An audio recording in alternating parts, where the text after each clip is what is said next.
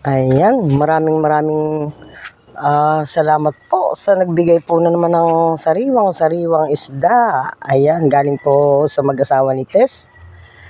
Ako po ay tinawag at sila po ay nagmamadali.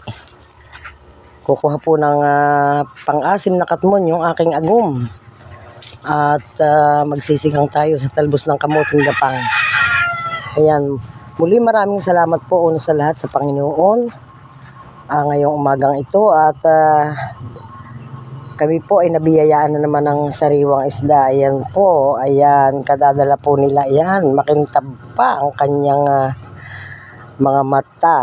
Ayan, kami po ay magsisigang at tambak ang ligpitin ni Kamading. Teka.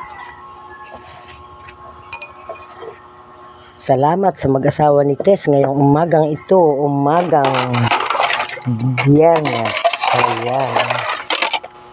Tayo po ay sisigang sa katmon, ang pang-asim, at saka po natin lalagyan ng talbos ng kamuting gapang. Ayan po. Inabot po lang sa akin sa tabing karsada. Ayan. Maraming salamat talaga sa mga biyaya.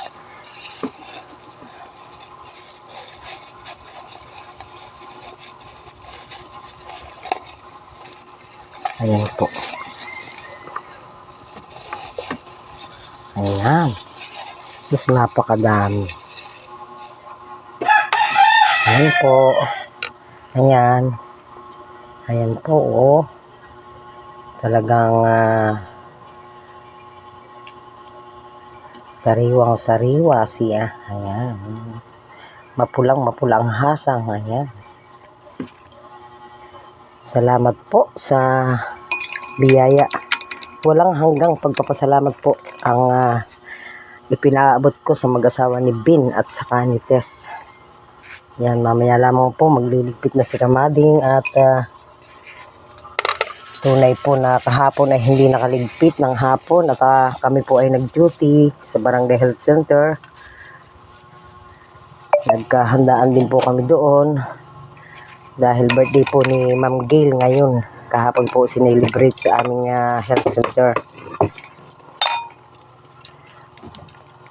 Tayo po ay sisigang.